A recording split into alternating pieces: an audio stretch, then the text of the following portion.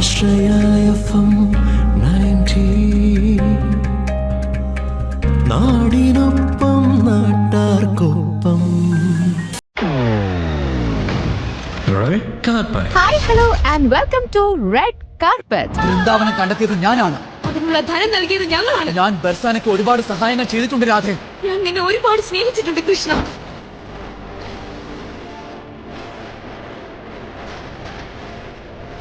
Social മീഡിയയിൽ തരംഗമായി ഏതൊരു വ്യക്തിയും മറക്കാത്ത ശബ്ദങ്ങളാണ് ഇതല്ലേ. അത്രയുമധികം ഈ അടുത്ത നാളുകളിൽ ട്രെൻഡ് ആയിട്ട് മാറി ഈ ഒരു ഡയലോഗ്. കണ്ണന്റെ രാധ എന്ന സീരിയൽ മലയാളത്തിലേക്ക് എത്തിയപ്പോൾ വൈറലായി മാറിയ രാധയുടെ ശബ്ദം ആരുടേതാണെന്ന് നിങ്ങൾക്കറിയാമോ? സൂര്യ ലിതിനാണ് കേട്ടോ ആ മനോഹരമായ ശബ്ദത്തിന്റെ ഉടമ. ഇന്ന് റെഡ് കാർപ്പറ്റിൽ എന്നോടൊപ്പം ജോയിൻ ചെയ്യുന്നത് ഡബിംഗ് ആർട്ടിസ്റ്റ് ആയിട്ടുള്ള സൂര്യ ലിതിനാണ്. അപ്പൊ സൂര്യ ചേച്ചി, വെൽക്കം ടു റെഡ് കാർപ്പറ്റ്. നമ്മൾ നേരത്തെ പറഞ്ഞതുപോലെ തന്നെ ആ ഒരു ഡയലോഗ് വൃന്ദാവനം കണ്ടെത്തിയത് ഞാനാണ്. ആ ഒരു ഡയലോഗ് ഒരിടയ്ക്ക് സോഷ്യൽ മീഡിയയിലൂടെ ഒക്കെ വൈറലായിട്ടുണ്ടായിരുന്നു. അങ്ങനെയാണ് ആ ഒരു ശബ്ദത്തിന്റെ ഉടമ ചേച്ചിയാണെന്ന് ഞങ്ങൾ എല്ലാവരും പറഞ്ഞത്. അപ്പം 6 വർഷങ്ങൾക്ക് മുമ്പ് ഇറങ്ങിയ കണ്ണന്റെ രാധയിലെ ഡയലോഗ് ഇപ്പോ ട്രെൻഡിങ് ആകുമ്പോൾ ചേച്ചിക്ക് എന്താണ് മനസ്സിൽ തോന്നുന്നത്? ഒബ്വിയസ്ലി ഭയങ്കര സന്തോഷം തോന്നി. കാരണം ഡബിങ് ഞാൻ വളരെയധികം ഇഷ്ടപ്പെട്ടിട്ട് ഞാൻ ചൂസ് ചെയ്തൊരു കരിയറാണ് ഡബിങ്. ഒരുപാട് എതിർപ്പുകൾ ഉണ്ടായിട്ടും ഞാൻ പ്രതിഫലം പോലും നോക്കാതെ ഞാൻ വർക്ക് ചെയ്തത് എന്റെ പാഷന്റെ പുറത്തായിരുന്നു. അപ്പൊ വർഷങ്ങൾ കഴിഞ്ഞിട്ടും അതിലൊരു അപ്രീസിയേഷൻ കിട്ടുക എന്ന് പറയുന്നത് ഇറ്റ്സ് ഗ്രേറ്റ്. അതെ. അപ്പോൾ നിലവില് സീരിയലുകൾക്ക് സ്വീകാര്യത കുറവാണ്, പ്രത്യേകിച്ചും ഡബ് സീരിയൽസിനെ കളിയാക്കിക്കൊണ്ടും അങ്ങനെയൊക്കെ ഒരുപാട് ട്രോള് കാര്യങ്ങളൊക്കെ കാണാറുണ്ട്. അത്തരം ഒരു കാലഘട്ടത്തിൽ അല്ലെങ്കിൽ അങ്ങനെ ഒരു സമയത്ത് കണ്ണന്റെ രാധ പോലെ ഒരു സീരിയൽ വൈറലാവുക അല്ലെങ്കിൽ അതിന്റെ ഒരു ചെറിയൊരു ക്ലിപ്പ് വൈറലാവുക എന്ന് പറയുന്നത് ഒന്ന് കണ്ണന്റെ തന്നെ അനുഗ്രഹമാണ്. രണ്ടാമത് അതിലെ കംപ്ലീറ്റ് അത് വർക്ക് ചെയ്തിരിക്കുന്ന കംപ്ലീറ്റ് ആർട്ടിസ്റ്റുകളുടെയും ടെക്നീഷ്യൻസിന്റെയും എഫേർട്ടാണ്. കാരണം അത് അത്രയും 10% ഒരു പെർഫെക്ഷൻ കൊണ്ടുവരണം എന്ന് ആഗ്രഹിച്ച് ചെയ്തൊരു സീരിയലായിരുന്നു, ഒരു പ്രൊജക്റ്റ് ആയിരുന്നു അത്. അതുകൊണ്ട് തന്നെ അത്രയധികം സന്തോഷം തോന്നി. പിന്നെ പല തവണ അത് സീരിയൽ ചർച്ച ചെയ്യപ്പെട്ടപ്പോഴും അതിൽ എന്റെ പേര് പരാമർശിക്കുകയോ അല്ലെങ്കിൽ കാരണം എനിക്ക് അത് പകുതിക്ക് നിർത്തേണ്ടി വന്നായിരുന്നു സീരിയല്. അങ്ങനെ നിർത്തി വീണ്ടും അത് റീടെലികാസ്റ്റിന്റെ റിക്വസ്റ്റ് പോയി റീടെലികാസ്റ്റ് തുടങ്ങിയിട്ടും അപ്പൊ അത് അതിന്റെ ക്ലിപ്സ് കാര്യങ്ങളൊക്കെ വൈറലായപ്പോഴും അതിൽ ബാക്കിയെല്ലാ ആർട്ടിസ്റ്റുകളും ഒക്കെ ഒരു ചർച്ച വന്നപ്പോഴും എന്നെ എവിടെയും പരാമർശിച്ച് കണ്ടില്ല. അതിലൊരു ചെറിയ വിഷമം ഉണ്ടായിരുന്നു. അപ്പൊ എനിക്ക് ഭയങ്കര സന്തോഷം തോന്നി. പിന്നെ അതൊന്ന് മനസ്സിലായ കാര്യം, നമ്മള് ഫലം ഇച്ഛിക്കാതെ നമ്മള് കർമ്മം ചെയ്തുകൊണ്ടേയിരിക്കുക എന്ന് പറയില്ലേ, അത് തന്നെയാണ്. നമ്മൾ അതിന്റെ ഔട്ട്കം എന്താവും എന്ന് ആലോചിക്കാതെ നമ്മൾ ചെയ്തു കഴിഞ്ഞാല് ഒരിക്കൽ പോലും ഒരു വർക്ക് ചെയ്യുന്ന പോലും ഞാൻ സ്ക്രാച്ച് ഒന്ന് ചെയ്തു തുടങ്ങുമ്പോൾ പോലും ഞാൻ ഇതായിരിക്കണം എന്റെ എൻഡ് റിസൾട്ട് എന്ന് ഞാൻ ആഗ്രഹിച്ച് ചെയ്തിട്ടില്ല. വർക്കിനോട് വളരെയധികം കമ്മിറ്റഡ് ആയിട്ട് മാത്രമാണ് ഇന്ന് വരെ ഞാൻ വർക്ക് ചെയ്തിട്ടുള്ളത്. ചെയ്യുന്ന വർക്ക് കംപ്ലീറ്റ് ആയിരിക്കണം. ആരെക്കൊണ്ടും മോശമായിട്ട് ചെയ്തിരിക്കുന്നു കളിയാക്കാനുള്ളൊരു ഗ്യാപ്പ് കൊടുക്കാതെ ചെയ്യുക, അത് മാത്രമാണ് ഞാൻ ശ്രദ്ധിച്ചിട്ടുള്ളത്. അപ്പോൾ കണ്ണന്റെ രാധ അങ്ങനെ വൈറലായപ്പോൾ എനിക്ക് വളരെയധികം എന്താ പറയാ, ഒരു അത്രയും ഞാൻ അങ്ങനെ എക്സ്പെക്ട് ചെയ്തിട്ടില്ലാത്തൊരു സംഭവമായിരുന്നു അത്. അത് പെട്ടെന്ന് വരുമ്പോ ഒരു കരിയറിലെ ഒരു പോയിന്റ് ആണത്. ഇനിയും എനിക്ക് ഒരുപാട് നല്ല ക്യാരക്ടേഴ്സ് ചെയ്യാൻ ഭഗവാൻ അനുഗ്രഹിച്ചിട്ട് കിട്ടട്ടെ ആഗ്രഹിക്കുന്നത്. തീർച്ചയായിട്ടും നല്ലൊരു അവസരം ഇനിയും കണ്ണന്റെ രാധ പോലുള്ള സീരിയൽസിൽ ഇനിയും ഒരുപാട് ഓപ്പർച്യൂണിറ്റി കിട്ടട്ടെ എന്ന് ഞാൻ ആശംസിക്കുകയാണ്. ഈ ഒരു സീരിയലിലേക്കുള്ള എൻട്രി എങ്ങനെയായിരുന്നു? ഈ ഒരു കണ്ണന്റെ രാധ എന്ന് പറഞ്ഞ സീരിയലിലേക്ക് എത്തിപ്പെട്ടത് എങ്ങനെയായിരുന്നു ചേച്ചി? കണ്ണന്റെ രാധയിലേക്ക് എത്തുന്നത് അതൊരു നിയോഗമാണ്. അതിലേക്ക് എത്തുന്നതെന്ന് പറഞ്ഞു കഴിഞ്ഞാല് ഒരുപാട് വർഷം എല്ലാ സിനിമാക്കാരെ പോലെ തന്നെയാണ്. ഡബിങ്ങും അത്ര ഈസി ഒന്നും അല്ല നമുക്ക്. പ്രത്യേകിച്ച് ഇപ്പൊ ഒരുപാട് പേര് ഡബ് ചെയ്യാൻ ഫീൽഡിലുണ്ട്. തീർച്ചയായിട്ടും അത്തരം ഒരു സാഹചര്യത്തിൽ ഒരുപാട് വർഷമായിട്ട് എന്താ പറയാ, മുക്കും മുറിയും ചെയ്യാന്ന് പറയില്ലേ, അങ്ങനെ ഓരോ കുഞ്ഞു കിട്ടുന്ന ഒരു ചാൻസ് പോലും മിസ് ചെയ്യാതെ ഞാൻ ഒരിക്കൽ പോലും ഞാൻ ഫീൽഡിൽ നിന്ന് മാറി നിന്നിട്ടില്ല. എപ്പോഴും ഞാൻ എവിടെയെങ്കിലും ഉണ്ടാവും, ഒരു കുഞ്ഞു ഹായോ ബായോ ഒക്കെ പറഞ്ഞിട്ട്. അങ്ങനെ നിന്നിട്ട് എനിക്ക് ഒരു ക്യാരക്ടർ ചെയ്യണം എന്ന് വിചാരിച്ച് തന്നെ ഞാൻ തുടങ്ങിയതാണ്. അങ്ങനെയാണ് ചെയ്തു തുടങ്ങുന്നത്. ഡബ് സീരിയൽസ് തന്നെയായിരുന്നു കൂടുതൽ കോൺസെൻട്രേഷൻ. ഞാൻ സ്ട്രേറ്റ് അധികം ചെയ്തിട്ടില്ല. അങ്ങനെ തമ്പാനൂരിലെ ന്യൂ TV അവിടെയാണ് കണ്ണന്റെ രാധ പ്രോജക്റ്റ് ചെയ്തിരുന്നത്. ഡബ് സീരിയലില് ഞാനൊരു ക്യാരക്ടർ ചെയ്തിരുന്നു. അത് ചെയ്തുകൊണ്ടിരിക്കുകയാണ് ജിമോൾ ചേച്ചി ഇങ്ങനെ ഒരു പ്രൊജക്ട് വന്നിട്ടുണ്ട്, ഒന്ന് സാമ്പിൾ അയച്ചു നോക്കാം വോയിസ് എന്ന് പറഞ്ഞിട്ട് പൈലറ്റ് എടുക്കുന്നത്. അപ്പോൾ അതിൻ്റെ ഒരു ആദ്യത്തെ ഒരു തവണ തന്നെ ആദ്യം തന്നെ പൈലറ്റ് ചെയ്യുന്ന സമയം തന്നെ എനിക്ക് രാധയോടൊരു ഇഷ്ടം തോന്നിയിരുന്നു. കാരണം എൻ്റെ കുറേ വിധ ചേഷ്ടകളും കുറേ സിമിലാരിറ്റി തോന്നിയിരുന്നു എൻ്റെ ക്യാരക്ടറുമായിട്ടൊക്കെ എപ്പോഴും. അപ്പോൾ എനിക്കതുകൊണ്ട് ഭയങ്കര ഇഷ്ടപ്പെട്ടിരുന്നു. കിട്ടുന്നൊട്ടും പ്രതീക്ഷിച്ചില്ല. പക്ഷെ ചാനലിൽ നിന്ന് അപ്രൂവൽ വന്നപ്പോൾ എന്റെയും മനീഷറിന്റെയും വോയിസ് ആയിരുന്നു അപ്രൂവൽ കിട്ടിയത്. അങ്ങനെയാണ് ഞാൻ കണ്ണൻ രാധയിലേക്ക് എത്തിപ്പെടുന്നത്. അങ്ങനെ ജസ്റ്റ് ഒരു വോയിസ് അയച്ചതിന് ശേഷം പിന്നീട് അങ്ങോട്ട് ഒരിക്കൽ പോലും ഇത്രയും അധികം വൈറലാവുന്ന ചേച്ചി പോലും പ്രതീക്ഷിച്ചിട്ടുണ്ടായിരിക്കത്തില്ല അല്ലെ? ഇതെന്തായാലും തീർച്ചയായിട്ടും ഒരു ഭാഗ്യം തന്നെയാണ് അല്ലേ ചേച്ചി? അപ്പൊ ചേച്ചി, നമ്മളൊരു സീരിയലിലോ സിനിമയിലേക്ക് അഭിനയിക്കുമ്പോൾ നല്ല രീതിയിലുള്ള എഫേർട്ട് ആവശ്യമായിട്ട് വരുന്നുണ്ട്. പക്ഷെ പലപ്പോഴും പറയാറുണ്ട് അഭിനയത്തെക്കാളും ഭയങ്കര ബുദ്ധിമുട്ടാണ് അതിന് ശബ്ദം കൊടുക്കുന്നത്. അപ്പോൾ ഒരു നടിക്ക് ശബ്ദം കൊടുക്കുമ്പോൾ അതിനുവേണ്ടി ചേച്ചി എത്രത്തോളം പ്രിപ്പയർഡ് ആയിരിക്കണം? അതെ, അഭിനയവും ശബ്ദവും രണ്ടും ഒരുപോലെ വന്നാൽ മാത്രമേ ഒരു ക്യാരക്ടർ അല്ലെങ്കിൽ ഒരു കഥാപാത്രം സക്സസ്ഫുൾ ആയിട്ട് ഓഡിയൻസിന്റെ മുന്നിലേക്ക് എത്തുള്ളൂ. തീർച്ചയായിട്ടും നന്നായിട്ട് അഭിനയിച്ചിട്ടുണ്ട്, ഡബിങ് മോശമായി കഴിഞ്ഞാൽ ആ ക്യാരക്ടർ എന്താണ് പറയാൻ ഉദ്ദേശിക്കുന്നത് എന്ന് കംപ്ലീറ്റ് ആയിട്ട് കൺവേ ആവില്ല. നേരെ തിരിച്ചും അങ്ങനെയാണ്. നന്നായിട്ട് അഭിനയിച്ച് ഉണ്ട്, ഡബിങ് മോശമായാലും ഇതൊക്കെ തന്നെയായിരിക്കും ഇത്. സോ എനിക്ക് വിശ്വസിക്കുന്നത് അങ്ങനെയാണ്, രണ്ടും ഒരേപോലെ വേണം എന്നുള്ളതാണ്. അപ്പോ അങ്ങനെ വരാതെ ഇരിക്കുമ്പോഴാണ് നമുക്ക് ഒരുപാട് ഫ്ലോപ്പ് ഉണ്ടാവുന്നത്. തീർച്ചയായിട്ടും ഡബിങ്ങിൽ ഭയങ്കര കളിയാക്കലൊക്കെ നേരിടേണ്ടി വരുന്നത് അങ്ങനെ വരുമ്പോഴാണ്. നമുക്ക് ആർട്ടിസ്റ്റിനെ കുറ്റം പറയാൻ ഒരുവിധം നമുക്ക് ആർട്ടിസ്റ്റിനെ കുറ്റം പറയാൻ പറ്റില്ല. കാരണം ഫസ്റ്റ് ഓഫ് ഓൾ നമ്മള് ഡബിങ്ങിന്റെ ഒരു രീതി എന്ന് പറയുമ്പോൾ നമ്മളൊരു ക്യാരക്ടർ ഡബ് ചെയ്യാൻ പോസ്റ്റ് പ്രൊഡക്ഷൻ ഡയറക്ടറിന്റെ അടുത്ത് വരുമ്പോൾ ആള് ചൂസ് ചെയ്യുന്നത് നമ്മളതിന്റെ ബോഡി മാച്ച് എന്ന് പറയും. ബോഡി മാച്ച് നോക്കുക, അതായത് ശബ്ദം ആ ഏജ് ഗ്രൂപ്പിനനുസരിച്ചിട്ടുള്ള ശബ്ദമാണോ നമ്മള് ആർട്ടിസ്റ്റിന്റേത് എന്ന് നോക്കുക. അപ്പൊ ആർട്ടിസ്റ്റിനെ കൊണ്ട് അതിനെ പൈലറ്റ് ചെയ്ത് നോക്കുന്നു. അപ്പൊ അതില് ബോഡി മാച്ച് ഉണ്ടെങ്കിൽ നമുക്കത് ചെയ്യാം. പിന്നെ രണ്ടാമതിലേ വരുമ്പോ ബോഡി മാച്ച് ഒക്കെ ഓക്കെ ആണെന്നുണ്ടെങ്കിൽ ഡബ് ചെയ്യുമ്പോഴുള്ള ലാംഗ്വേജ് ആണ്, ലൈക്ക് നമ്മുടെ സ്ക്രിപ്റ്റിംഗിലാണ്. സ്ക്രിപ്റ്റ് മനോഹരമായിട്ടുണ്ടെങ്കിൽ നമുക്ക് പെട്ടെന്ന് ചെയ്യാൻ പറ്റും.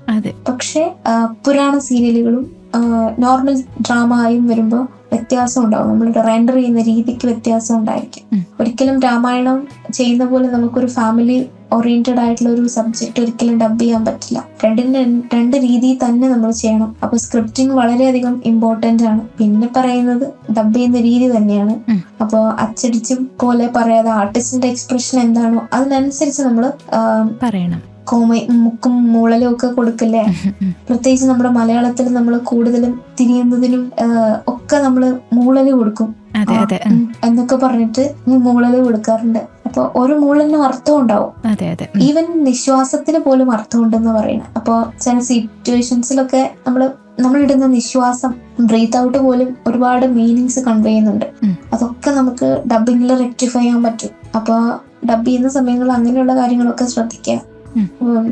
ഈ ഡബിങ് ചെയ്യുമ്പോൾ നമ്മളത് ഒറിജിനൽ ട്രാക്ക് അല്ലെങ്കിൽ നമ്മുടെ രാധാകൃഷ്ണ ഒറിജിനൽ ഹിന്ദി ട്രാക്ക് കേൾക്കുമ്പോൾ നമുക്ക് മനസ്സിലാവും വളരെ സോഫ്റ്റ് ആയിട്ട് അവർ ഡബ് ചെയ്തിരിക്കുന്നത്. നമുക്കതിൽ പ്രത്യേകിച്ച് എക്സാജറേഷൻസ് ഒന്നുമില്ല. when it comes to Malayalam അല്ലെങ്കിൽ വേറെ ഭാഷയിലേക്ക് വരുമ്പോഴാണ് നമ്മൾ ഓരോ സൗണ്ട് എക്സ്പ്രഷൻസ് കൊടുക്കുന്നത് ആ സീനിനെ കുറച്ചും കൂടി മനോഹരമാക്കിയിരിക്കുന്നത്. ഞങ്ങളെ സംബന്ധിച്ച് ഒരുപാട് റീടേക്ക് ഒക്കെ പോയി നമ്മൾ സാറ്റിസ്ഫൈഡ് ആവുന്നവരേക്കും റീടേക്ക് പോയിട്ടാണ് ചെയ്തിരുന്നത്. എപ്പൊ ക്ലിയർ ആവുമോ അല്ലെങ്കിൽ എപ്പൊ നമ്മുടെ മനസ്സിന് ഓക്കെ ഇത് ഓക്കെ ആണ് എന്ന് തോന്നുവാണെങ്കിൽ അത്ര നേരം നമ്മൾ റീടേക്ക് പോയിട്ടാ ചെയ്തിരുന്നത്. അതിന് ഞങ്ങളുടെ ടെക്നീഷ്യൻസിനൊക്കെ ഭയങ്കര ഒരു പങ്കുണ്ട്. അവരൊരിക്കൽ പോലും അത് ഇല്ല നിങ്ങളത് നോക്കണ്ട, ഓക്കെ ഇത് മതി എന്ന് പറഞ്ഞ് വെച്ചിട്ട് പോയിട്ടില്ല. ഓക്കെ എന്നാ റീടേക്ക് ആണെങ്കിൽ റീടേക്ക് പോവാം, നമ്മുടെ സാറ്റിസ്ഫാക്ഷൻ ആണ് അവർ നോക്കിയിട്ടുള്ളത്. അപ്പം അതൊരു വലിയൊരു എന്താ പറയാ നല്ലൊരു ടീം വർക്കായിരുന്നു, നല്ലൊരു ടീമായിരുന്നു ഞങ്ങളുടെ. പിന്നെ ഞാന് രാവിലെ എനിക്ക് ഡബ് ചെയ്യാനാണ് കുറച്ചും കൂടി ഇഷ്ടം. കുറച്ചും കൂടി എനർജറ്റിക് ആയിരിക്കും നമ്മള് വോയിസ് കുറച്ച് ബേസ് വോയിസ് ആയിരിക്കും. നമ്മൾ ഇത്ര ടയേർഡ് ആവുന്നതിനനുസരിച്ച് നമ്മുടെ ശബ്ദം കുഴയും, നാവ് കുഴയും. അപ്പൊ നമുക്ക് ചിലപ്പോ ഗ്ലിച്ച് വരും നാവില്. അതായത് ഈ നാവ് വായിലും മുട്ടുന്ന ശബ്ദം കേൾക്കില്ല. അതൊക്കെ നമ്മൾ നോക്കിയിട്ടാ ചെയ്യുന്നത്. അപ്പൊ അതൊന്നും വരാൻ പാടില്ലല്ലോ. അപ്പൊ അങ്ങനെയൊക്കെ നമ്മൾ ഒരുപാട് ടയേർഡ് ആകുമ്പോൾ ഗ്ലിച്ച് കൂടും. പിന്നെ ടയേർഡ് ആകുമ്പോൾ നമുക്ക് ശബ്ദം കുറച്ച് ഫീബിൾ ആയിട്ട് എനിക്ക് തോന്നാറുണ്ട്. അതുകൊണ്ട് ഞാൻ അങ്ങനെ മാക്സിമം രാവിലെ എടുത്ത് ഏർലി മോർണിംഗ്സിൽ ചെയ്യാൻ പറ്റുവാണെങ്കിൽ അങ്ങനെ ചെയ്യും. അപ്പൊ അങ്ങനെ പ്രത്യേക പ്രിപ്പറേഷൻസ് എന്ന് പറയാൻ അങ്ങനെ ഒരുപാട് പ്രിപ്പറേഷൻസ് ഒന്നും ഇല്ല. ചെയ്യാറില്ല. കിട്ടുന്ന സ്ക്രിപ്റ്റ് വായിക്കും, അതിൽ എന്തെങ്കിലും ചേഞ്ചസ് വരുത്തണമെങ്കിൽ അപ്പൊ തന്നെ ചേഞ്ചസ് വരുത്തും, ചെയ്ത് നോക്കും. അങ്ങനെ തന്നെയാണ് ചെയ്തിരുന്നത്. പിന്നെ അവർ അതിമനോഹരമായിട്ട് അഭിനയിച്ചു വെച്ചിരിക്കുമ്പോൾ നമുക്ക് അതിൽ പ്രത്യേകിച്ച് ഒന്നും ചെയ്യാതിരിക്കാനും തോന്നില്ല. ഒരു ഡബിങ് ചെയ്യുമ്പോൾ എന്തൊക്കെ പ്രിപ്പറേഷൻസ് വേണമെന്നുള്ള കാര്യങ്ങളൊക്കെ ചേച്ചി പറഞ്ഞു. ഡബിങ് ആർട്ടിസ്റ്റ് ആയതുകൊണ്ട് തന്നെ ചേച്ചി എങ്ങനെയാണ് ഒരു ഫീൽഡിലേക്ക് എത്തിപ്പെട്ടത്? ഡബിങ്ങിലേക്ക് എത്തിപ്പെട്ടത് ഞാൻ സയൻസ് ഗ്രാജുവേറ്റ് ആണ്. ഓക്കെ. ഇപ്പം മേഖല കംപ്ലീറ്റ്ലി ഡിഫറെന്റ് ആണ്. വേറൊരു പ്ലാനിങ് കൂടി ആയിട്ടാണ് ലൈഫ്. അങ്ങനെ ഒരു അതായത് ഗ്രാജുവേഷൻ കഴിഞ്ഞിട്ട് വേറൊരു പ്ലാനിങ് ഒക്കെ ആയിരുന്നു. ഇപ്പോൾ മെഡിക്കൽ എൻട്രൻസ് ഒക്കെ ചെയ്യാമെന്ന് വെച്ചിട്ട് പ്രിപ്പയർ ചെയ്യുന്ന സമയത്താണ് ഡബിങ്ങിലേക്ക് തിരിയുന്നത്. അപ്പം ഞാൻ നിയോഗത്തിൽ വിശ്വസിക്കുന്ന ഒരാളാണ്. ഡബിങ് മെയിൻ പ്രൊഫഷൻ ആക്കണം എന്ന് ഒരിക്കൽ പോലും ഞാൻ ആ സമയത്ത് വിചാരിച്ചിരുന്നില്ല. കാരണം നമുക്ക് അതിനെ കുറിച്ച് കൂടുതൽ ഐഡിയ ഇല്ല. എന്താണ് ഈ ഫീൽഡ് എന്നോ ഇതിനെ ഒരു പ്രൊഫഷൻ ആക്കാൻ പറ്റുമോ അങ്ങനെയൊന്നും ഇല്ല. നമുക്ക് പിന്നെ പറഞ്ഞു തരാൻ ആൾക്കാരില്ല ഈ ഫീൽഡിനെ കുറിച്ച്. ഫാമിലിയിൽ അങ്ങനെ സിനിമയുമായിട്ട് റിലേറ്റഡ് ആയിട്ടുള്ള ആളുകളില്ല. ഫ്രണ്ട് സർക്കിളിൽ പോലും അങ്ങനെ ആൾക്കാരില്ല. പിന്നെ ആകെ കൂടെ ഉള്ളതൊരു ഇനിയാണ്. നമുക്ക് അത്രയും അങ്ങനെ ചോദിച്ചിട്ട് ചെയ്യാൻ പാകത്തിനുള്ളൊരു കണക്ഷനും ഇനിയായിട്ടില്ല. കാരണം നമ്മളത് വിചാരിക്കുന്നില്ല ഫീൽഡുമായിട്ട് നമ്മളിങ്ങനെ ഒരു ഫീൽഡിലേക്ക് വരും എന്നുള്ളതും ഇത് വലിയൊരു ഫീൽഡ് ആണെന്നുള്ളതും. അന്നൊരു ക്രേസ് ഉണ്ടായിരുന്നു ശബ്ദം കൊണ്ട് എന്തെങ്കിലും ചെയ്യണം. അപ്പൊ റേഡിയോ ആയിരുന്നു മെയിൻ ഫോക്കസ്. അപ്പം റേഡിയോയില് എന്തെങ്കിലും ചെയ്യണം, RJ ആയിട്ട് എന്തെങ്കിലും ഒക്കെ ചെയ്യാമെന്ന് വിചാരിച്ചിരിക്കുന്ന സമയത്താണ് അപ്പൊ ഫ്രണ്ട്സ് ഒക്കെ ഇങ്ങനെ പറയണം എന്തെങ്കിലും ഇങ്ങനെ ശബ്ദം കൊണ്ട് ചെയ്തുകൂടെ, നിനക്ക് ഡബിങ് ഒക്കെ നോക്കിക്കൂടെ. അഭിനയം ഇഷ്ടമാണ്, വളരെയധികം ഇഷ്ടമാണ്. പക്ഷെ അഭിനയിക്കാനുള്ള ഒരു കോൺഫിഡൻസ് ഇല്ല എനിക്ക്. അപ്പം അതുകൊണ്ട് ശബ്ദം കൊണ്ട് എന്തെങ്കിലും ചെയ്യാമെന്ന് തന്നെ വിചാരിച്ചിട്ട് ഒരു തീരുമാനം എടുത്തിട്ടാണ് ഇങ്ങനെ സെർച്ച് ചെയ്യുന്നത്. ഡബിങ്ങിന്റെ കാര്യങ്ങളൊക്കെ എവിടെ പഠിക്കാൻ പറ്റും, എന്താ ചെയ്യാൻ പറ്റും, എന്താ അതിന്റെ ഫ്രം വെരി സ്ക്രാച്ച് എന്ന് പറയുന്നത്, എന്താ ഇത് എവിടെ പഠിക്കാൻ പറ്റും, എന്താ ഇതിന്റെ ഒരു സാധ്യത എന്നൊക്കെ. അന്നേരം ഒന്നും ഇതിന്റെ പേയ്മെന്റിനെ കുറിച്ചോ അല്ലെങ്കിൽ ഇതൊരു പ്രൊഫഷൻ ആക്കാൻ പറ്റുമോ അതിനെ കുറിച്ചോ ഒന്നും ബോധമുണ്ടായിരുന്നില്ല. അങ്ങനെ ഒരു ഇൻസ്റ്റിറ്റ്യൂട്ട് കണ്ടുപിടിച്ചു ട്രിവാൻഡ്രത്ത് തന്നെ. ട്രിവാൻഡ്രം വിട്ടിട്ടുള്ള കളിയൊന്നുമില്ല. കാരണം പഠിച്ചതും ജനിച്ചതും വളർന്നതും പഠിച്ചതും ഒക്കെ ട്രിവാൻഡ്രമായിരുന്നു. ട്രിവാൻഡ്രത്തൊന്ന് വിട്ടിട്ട് നമുക്കൊരു പരിപാടി വീട്ടിൽ ചിന്തിച്ചിട്ടില്ല. പിന്നെ വീട്ടിലും ഒട്ടും സമ്മതമായിരുന്നില്ലല്ലോ. ഒളിച്ചിട്ട് അത് പഠിക്കാൻ പോവാന്ന് വിചാരിച്ചിട്ട് ഒളിച്ചു പോയി പഠിക്കുന്നത്. അപ്പൊ വീട്ടിലറിയാതെ തന്നെ പോയി പഠിച്ചു. വീട്ടിലറിയാതെ തന്നെ ഡബിങ് സ്റ്റാർട്ട് ചെയ്തു. കുറച്ച് കഴിഞ്ഞപ്പോ വീട്ടിലത് എന്തായാലും അറിയുമല്ലോ. തീർച്ചയായിട്ടും അറിഞ്ഞിട്ടാണത്. റിയാക്ഷനൊക്കെ വളരെ എന്താ പറയാ, നമുക്കിങ്ങനെ ഒരുപാട് ഞാൻ അങ്ങനെ സഫർ ചെയ്തിട്ടുണ്ട്. ഒരുപാട് എപ്പോ വർക്കിന് പോകുമ്പോഴായാലും നമുക്ക് ഒരിക്കൽ പോലും ഇതൊരു ഫിക്സഡ് ടൈം സ്കെഡ്യൂളിൽ വർക്ക് ചെയ്യുന്ന ഒരു പ്രൊഫഷനേ അല്ല, ഫീൽഡ് അല്ല. തീർച്ചയായിട്ടും മറ്റേ 8 to 5 പോലെ അങ്ങനെ വർക്ക് ചെയ്യുന്ന ഒരു ഫീൽഡേ അല്ല. ഫുഡ് അത് കറക്റ്റ് കഴിക്കാൻ പറ്റില്ല. നമുക്ക് ഒരു സ്റ്റുഡിയോ മാത്രമായിട്ട് നമുക്ക് ഫോക്കസ് ചെയ്യാൻ പറ്റില്ല. നമ്മൾ എപ്പോഴും ഇങ്ങനെ ട്രാവൽ ചെയ്തുകൊണ്ടിരിക്കുക, പല പല സ്റ്റുഡിയോകളിൽ പോയിക്കൊണ്ടിരിക്കുക. അപ്പൊ ഫുഡ് നമുക്ക് സമയത്തിന് കഴിക്കാൻ പറ്റുന്നില്ല. അപ്പൊ അങ്ങനെ ഒരു പ്രൊഫഷൻ ആയിട്ട് വീട്ടിൽ നിന്നപ്പോ കുറച്ച് പ്രഷറും കാര്യങ്ങളൊക്കെ വന്നു തുടങ്ങി. ചെയ്യുന്നതിനോട് തീർത്തും ഇഷ്ടമല്ലാത്ത രീതിയിൽ. എന്നിട്ടും നിർത്തണം എന്ന് എനിക്ക് തോന്നിയിട്ടില്ല. കിട്ടുന്ന പോലെ ഒക്കെ ഒരു വർക്ക് പോലും ഞാൻ മിസ് ചെയ്തിട്ടില്ല. എന്ത് കുഞ്ഞ് ജിംഗിൾസ് ഒക്കെ ചെയ്യാറുണ്ട്. ജിംഗിൾസ് ഒക്കെ ചെയ്ത് കൊടുക്കാറുണ്ട്. കാരണം അതൊരു വർക്ക്, എവ്രി വർക്കും എനിക്കൊരു ഓപ്പർച്യൂണിറ്റിയാണ്. ഒരിക്കൽ പോലും ഒരു വർക്ക് പോലും വിളിച്ചിട്ട് ഞാൻ വരുന്നില്ല എന്ന് പറഞ്ഞിട്ടില്ല. അപ്പൊ എവിടെ വർക്കിന് കിട്ടിയാലും ഞാൻ പോവായിരുന്നു. അങ്ങനെ ഒരുപാട് സ്ട്രഗിൾ ചെയ്തിട്ടാണ് ക്യാരക്ടേഴ്സ്, നല്ല ക്യാരക്ടേഴ്സ് ലൈക്ക് ഹീറോയിൻസ് പോലുള്ളത് കൈ കിട്ടുന്ന. അങ്ങനെ ആദ്യം തുടങ്ങിയതാണ് സൂര്യ ടിവിയിലെ പ്രേമം എന്ന് പറഞ്ഞിട്ട്. അതും ഡബ് സീരിയലാണ്. അതിൽ സെക്കൻഡ് ഹീറോയിന് ചെയ്തിരുന്നു. അതും അത്യാവശ്യം ആ സമയത്ത് ഒരു റെക്കഗ്നേഷൻ കിട്ടിയ ഒരു ക്യാരക്ടറായിരുന്നു. പിന്നെ മൗനം സമ്മതം, അതിൻ്റെത് വന്നിട്ട് ചെന്നൈയിലായിരുന്നു എന്റെ കംപ്ലീറ്റ് ഡബിങ്ങും. ചെന്നൈയിൽ പോയി ഡബ് ചെയ്യണം. അതൊരു വലിയൊരു വെല്ലുവിളിയാണ്. അത് ഒരുപാട് സഫർ ചെയ്തിട്ട് അങ്ങോട്ട് പോയിട്ട് ഒരുപാട് ഒറ്റയ്ക്കാണ് പോയിക്കൊണ്ടിരുന്നത്. ആദ്യത്തെ യാത്രയിൽ ഫ്രണ്ട്സ് ഒക്കെ ഉണ്ടായിരുന്നു. പിന്നെ ഹീറോയിൻ ചെയ്യേണ്ടി വന്നപ്പോ അപ്പൊ എവറി വീക്കും എനിക്ക് പോകേണ്ടി വരും. കാരണം ഇവിടെ ട്രിവാൻഡ്രത്തും എനിക്ക് അത്യാവശ്യം വർക്കുണ്ട്. ട്രിവാൻഡ്രത്ത് ഒരു ഹീറോയിൻ്റെ തന്നെ ചെയ്തുകൊണ്ടിരിക്കുകയാണ്. അപ്പൊ ഈ രണ്ടിടത്തും ചെയ്യണതുള്ളത് കൊണ്ട് എല്ലാ വീക്കും പോകേണ്ടി വരും. ശരിക്കും പറഞ്ഞ ഈ ട്രെയിനിലാണ് ഞാൻ എന്റെ വീക്കിന്റെ പകുതി ദിവസം ട്രെയിനിൽ തന്നെ, അങ്ങോട്ടും ഇങ്ങോട്ടും ആയിട്ട്. എല്ലാവരും ഓരോ കഷ്ടപ്പാട് പറയാറില്ലേ, ഞാൻ ഫീൽഡിൽ വരുന്നപ്പോ അവിടെ അത് ചെയ്തു ഇത് ചെയ്തു. അതുപോലെയൊക്കെ ഒരുപാട് സ്ട്രഗിൾ ചെയ്തിട്ടുണ്ട്. ഈ പറഞ്ഞോണം ടോയ്ലറ്റ് സീറ്റിന്റെ അടുത്ത് തന്നെ ഇരുന്ന് പോയിട്ടൊക്കെ ഉണ്ട്. കാരണം ടിക്കറ്റ് കിട്ടാറില്ല ചില സമയങ്ങളില്. പിന്നെ ട്രെയിനില് TT വരെയൊക്കെ നല്ല പരിചയമായി. കാരണം നമ്മൾ എല്ലാ വീക്കും പോകുന്നതല്ലേ. ടിക്കറ്റ് കിട്ടിയില്ല എങ്കിൽ പോലും നമുക്ക് സീറ്റൊക്കെ തരും. ഈ പറഞ്ഞ പോലെ അങ്ങനെ അവിടെ ചെന്നൈയിലായാലും ഒരുപാട് അവസരങ്ങൾ അങ്ങനെ വന്നു തുടങ്ങി. പക്ഷെ ഒരിക്കലും ഞാൻ ചെന്നൈയിനെ ഫോക്കസ് ചെയ്ത് അല്ലെങ്കിൽ ചെന്നൈയിൽ നിന്നിട്ട് വർക്ക് ചെയ്യണമെന്ന് അങ്ങനെ തന്നെ സ്റ്റിക്ക് ഓൺ ചെയ്യണമെന്ന് ആഗ്രഹിച്ചിട്ടില്ല. ട്രിവാൻഡ്രത്ത് അത്യാവശ്യം നല്ല വർക്കുകളുണ്ട്. പിന്നെ എറണാകുളത്തേക്ക് മൂവ് ചെയ്തിട്ട് എറണാകുളത്ത് വർക്ക് ചെയ്യണമെന്നുണ്ടായിരുന്നു. അപ്പോൾ ഒരു 2 വർഷം, നിയർലി 2 വർഷം അങ്ങനെ പോയി ചെയ്തു. അപ്പോഴേക്കും വീട്ടിൽ അറിയാലോ, ഞാൻ പറഞ്ഞില്ലേ വീട്ടിലെ ബുദ്ധിമുട്ട്, അങ്ങനെ വിട്ടുപോയി നിന്ന് ചെയ്യലില് ഭയങ്കര ബുദ്ധിമുട്ടായിരുന്നു. അപ്പൊ അത് പ്രഷർ ഭയങ്കര താങ്ങാൻ പറ്റാത്ത പ്രഷറായപ്പോ ഞാൻ സ്റ്റോപ്പ് ചെയ്തു. പിന്നെ ട്രിവാൻഡ്രം മാത്രമായി ഫോക്കസ്. എന്നിട്ട് ഞാൻ വിട്ടില്ല ഡബിങ്, കിട്ടുന്ന പോലെയൊക്കെ വർക്ക് ട്രിവാൻഡ്രത്ത് ഓൾമോസ്റ്റ് മിക്ക സ്റ്റുഡിയോകളിലും ഞാൻ ചെയ്തിട്ടുണ്ട്. അപ്പൊ അങ്ങനെയൊക്കെയാണ് എത്തിപ്പെട്ടത് ഈ ഒരു മേഖലയിലേക്ക്. കണ്ടന്റ് രീതിയിൽ ഒരിക്കലും ഞാൻ അങ്ങനെ വിചാരിച്ചില്ല. ഫലം ഒരിക്കലും ആലോചിച്ചിട്ട് ചെയ്യരുത്. നമ്മളെ വർക്ക് അങ്ങനെ ചെയ്തുകൊണ്ടേയിരിക്കുക. തീർച്ചയായിട്ടും എപ്പോഴെങ്കിലും ഒരു നാള് നമ്മൾ സിൻസിയർ ആയിട്ട് വർക്ക് ചെയ്യുന്നുണ്ടെങ്കിൽ, ഹാർഡ് വർക്ക് ചെയ്യുന്നുണ്ടെങ്കിൽ, നമ്മള് കംപ്ലീറ്റ് ആയിട്ടും അതിലേക്ക് നമ്മുടെ ഇൻപുട്ട് സിൻസിയർ ആണെന്നുണ്ടെങ്കിൽ എപ്പോഴായാലും അതിന്റെ റിസൾട്ട് ഉണ്ടാവും. അങ്ങനെ വിശ്വസിക്കുകയാണ് ഞാൻ. അപ്പൊ ഒരുപാട് ചലഞ്ചസ് ഈ ഒരു മേഖലയിൽ ചേച്ചി ഫേസ് ചെയ്തിട്ടുണ്ടായിരിക്കും. അതെന്തൊക്കെയായിരുന്നു ചലഞ്ചസ് എന്ന് പറയുമ്പോൾ? ചില വർക്കുകള് ഒരുപാട് എന്താ പറയാ, ഇതൊരിക്കലും നമ്മൾ ഫിസിക്കലി ഒരുപാട് അധ്വാനിക്കുന്നില്ല. ലൈക്ക് മെന്റലി നമ്മൾ ഒരുപാട് സ്ട്രെയിൻ എടുക്കുന്നുണ്ട്. തീർച്ചയായിട്ടും. അപ്പൊ നമ്മള് അങ്ങനെ ചെയ്യുന്ന സമയത്ത് നമ്മള് ഇമോഷണലി നമ്മള് കംഫർട്ടബിൾ അല്ല എന്നുണ്ടെങ്കിൽ നമുക്ക് ഉദ്ദേശിച്ച സാധനം വരില്ല, കിട്ടില്ല. തീർച്ചയായിട്ടും. അങ്ങനെ ചെയ്തത് ഞാൻ ഷാജിയും കരൺ സാറിന്റെ ഒരു പടം ചെയ്തിരുന്നു, ഓള്. അതിലൊരു സീൻ ചെയ്തപ്പോ ട്രിവാൻഡ്രത്തെ കലാഭവനിലാണ് അത് ചെയ്തിരുന്നത്. അതില് ചെയ്തിരുന്നപ്പോ ഞാൻ ഇതുപോലെ കുറെ, കാരണം എന്നെ സംബന്ധിച്ച് പേഴ്സണലി ഞാനൊരു വർക്ക് ചെയ്യുന്ന സമയത്ത് ഞാൻ പറയുന്ന വാചകങ്ങൾ അല്ലെങ്കിൽ എന്റെ ഡയലോഗ് ഒറ്റ ടേക്കിന് ഓക്കെ വെക്കുമ്പോ എനിക്ക് ഭയങ്കര ടെൻഷനാണ്. അത് ഇഷ്ടപ്പെടാഞ്ഞിട്ടാണ് ഓരോ ഓക്കെ ആക്കിയത്. റീടേക്ക് പറയുന്നത് എന്നെ സംബന്ധിച്ച് എനിക്ക് ഏറ്റവും ഇഷ്ടം. ഒരുപാട് റീടേക്ക് പറയുമ്പോൾ എനിക്ക് അത്രയും സന്തോഷം. ഞാൻ പറയുന്നതിൽ എന്തെങ്കിലും അവര് നന്നാക്കണമെന്ന് ആഗ്രഹിച്ചിട്ടാണല്ലോ അത് പറയുന്നത്. അപ്പൊ എനിക്ക് എപ്പോഴും എന്നെ റീടേക്ക് പറയുമ്പോ ഞാൻ എടുത്തെടുത്ത് ചോദിച്ചിട്ടാ ചെയ്യാറ്. അത് ഓക്കെയാണെന്ന് ചോദിച്ചിട്ടാണ് ചെയ്യാറ്. സോപാന ഗിരീഷ് സാറാണ് എന്റെ ഗുരു.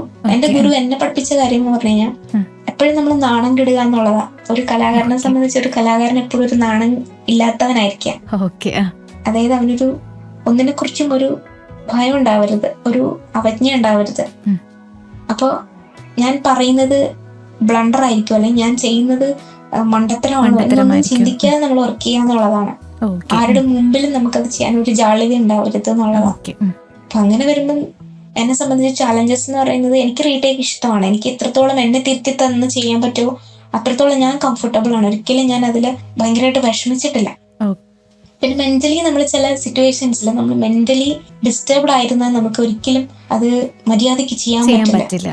അങ്ങനെയുള്ള സിറ്റുവേഷൻസ് ഉണ്ടായിട്ട് ഒരിക്കൽ അമ്മ ഹോസ്പിറ്റലിലായിരുന്ന സമയത്ത്